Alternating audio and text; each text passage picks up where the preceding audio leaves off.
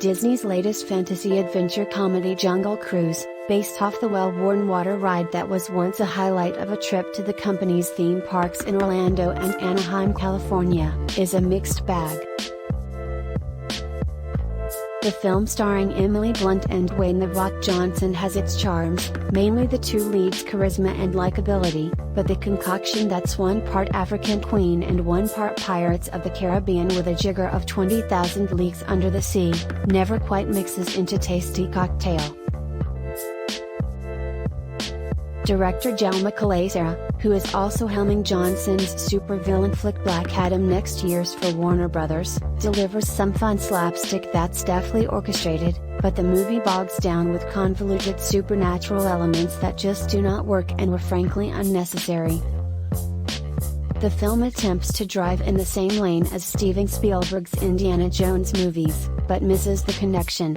The Indiana Jones films dote on the action-adventure part of the potion with just a pinch of the supernatural to add some zest. With Jungle Cruise, the hokum feels tacked on with leftover notes from Disney's pirate films.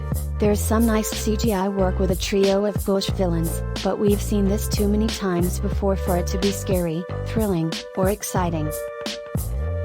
What does work is Blunt as Dr. Lily Houghton, a woman who is ahead of her time in this picture set during World War I. She is absolutely charming as the eccentric adventurer who does not accept her place in society. She pulls a number of slapstick bits early in the film that work wonderfully well. Her character is somewhat reminiscent of Katharine Hepburn's Rose Sayer in African Queen, but she's no missionary. She's in search of the legendary Tree of Life.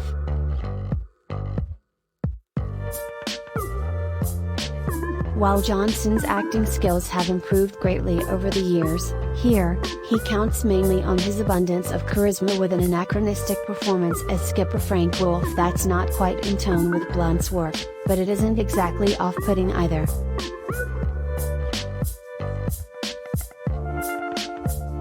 Johnson and Blunt do have a fun chemistry together that is perhaps the film's greatest asset other than the gorgeous cinematograph by Flavio Labiano that harkens back great adventure films of the past, and James Newton Howard's exhilarating score.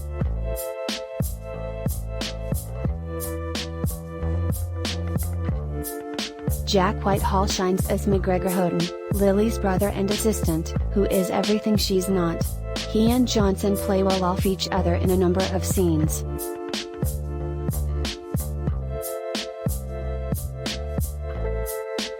Jesse Plemons, however, doesn't fare quite as well as Prince Joachim, a German aristocrat and submarine captain who is also in Seeking the Tree of Life.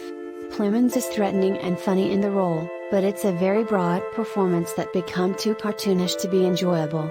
Likewise, Paul Giamatti's chews the scenery as Harbour Master Neil Namalato, doing his angry man routine.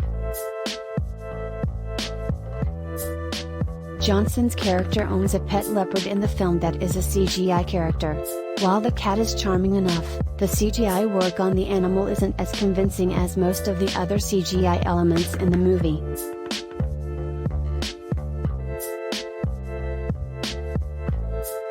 I had fun watching the film thanks to the performances of Blunt, Whitehall, and Johnson, but it does bog down in the middle as the supernatural aspects become more prevalent. There's a reveal about Frank at the climax that hurts the film more than it helps,